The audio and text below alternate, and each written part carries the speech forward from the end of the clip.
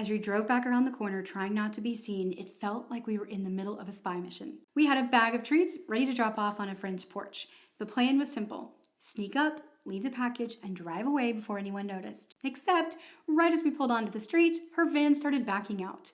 Mission failed! We circled the block, hearts pounding, and tried again. This time, my oldest, dressed in full camo gear of course, jumped out, tiptoed to the door, dropped the bag on their shiny new Christmas mat, and sprinted back to the van. We drove off, holding our breath in total silence. Until the van erupted in laughter.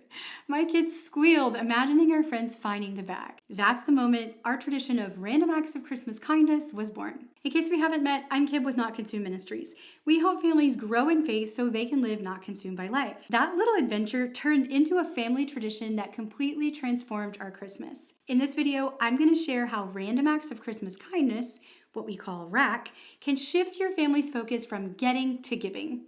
I'll give you loads of ideas your kids will love, practical tips to make it simple, and you'll want to stay until the end for our free printable pack that will help you to do all of this in your home this year. Now, before we started this tradition, December in our home looked like toy catalogs, long wish lists, and endless talk about what we wanted. After that night, everything changed.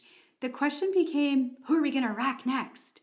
Over the years, we've candy cane bombed cars in parking lots, taped quarters to vending machines in hospital waiting rooms, slipped gas cards into purses at church, and delivered cocoa to Salvation Army bell ringers. And each year, the laughter, the memories, and the joy have grown. Acts 20:35 says, "It's more blessed to give than receive."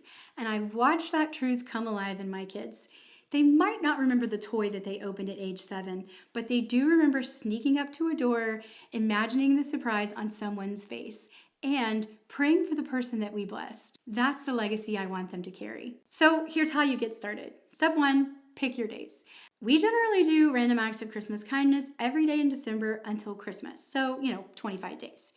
If we are out of town, we do it there. You could plan to do it any number of days that you wish though. You could do it every other day, or even just 3 times a week, or even once a week. It's totally up to you. Whatever you choose, don't let guilt set in if you let your goals slip by. It happens. We all miss a day, and it's going to be okay. It's a busy time of the year, and this isn't supposed to be something that makes us feel guilty. Remember the purpose, and just pick up where you left off. Step 2, pick your budget. Now, please don't let money hold you back. The very first year we did this, I was a single mom with 4 kids and a budget of $10. We bought 2 boxes of candy canes and sneakily handed those out each day. It was meaningful to us. Whether you have $5 or $100, God can use it. Now, if you can spare $25, you can spend $1 a day to bless someone. If you have $125, you can spend $5 a day. Just remember, you can't outgive God, so be generous and enjoy this. For me, the amount we've spent has varied greatly over the years. I don't usually give a daily amount, as some days we'll give something very small, maybe even less than $1, such as money taped to a vending machine or a laundry machine. Other days we might give a $10 gas card or even a week's groceries to a family in need. Generally, I look at the budget and decide how much money I have and then choose a few big things that we can do and then fill in the rest from there. My kids even started saving for this too. I loved seeing them invest in a blessing for someone else. One year, my daughter saved for laundry soap and a new basket to take to the laundromat along with the quarters that we usually left on the machine. I loved the idea. Step 3, plan to rack. Think about the week in advance and consider what opportunities might lay ahead. For example, if we're going to be near church for an errand, I might bring something to drop off for our church staff. If I know that we're going to have a dinner out, I might plan to bring something for the waiter or the delivery driver. I have never planned the whole 25 days in advance. It's just too hard to know what opportunities we might have. We do usually make up some bags and then have them ready to deliver at a moment's notice though. Typically, we go shopping on Thanksgiving weekend and we put those things together. Whatever you pick, I will tell you this. If you don't plan something, you probably won't do much. So get some ideas together and just run with them. To make planning easier and to help you actually follow through, I've created some simple resources you can print and use with your family. Print these out on cardstock so you can hand them out. Once these are printed and cut, I usually put them together with the items that we're giving away.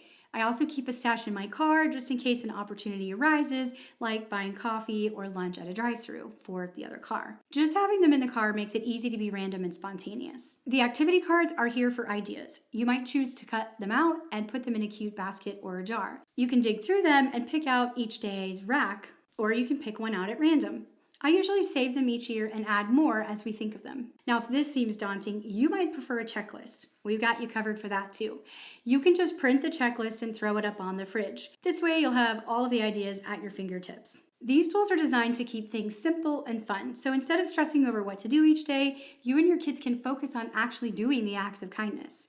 And once you've got them in place, the fun part begins, coming up with all the creative ways to bless people. So here are some of our favorite ideas. For porch drops to neighbors and friends, you could leave a hot cocoa kit with cocoa packets, mini marshmallows, and a candy cane. I usually leave a note telling them who we are, that way they don't feel afraid about eating it. You could also leave a candle or something you know that they love. You could create a simple movie night bag with popcorn and candy, or bake cookies and leave them a cheerful card. One year we dropped off a family game to a family that we knew would love it. Now we did not tell them who we were that time. For community workers, you could tape chapstick to a rack card and give it to a delivery driver or even crossing guards. Hand warmers and a tea bag are great for sanitation workers or utility crews. Or give a thank you bag with granola bars and hand lotion to your postal carrier. When you're out and about, tape quarters to a vending machine with a note, or leave a gift card at the gas pump. We've even left money at the gas pump. You can tuck rack notes with $1 bills into holiday library books, or leave little bubbles or stickers at the playground. Your kids are going to come up with some great ideas too.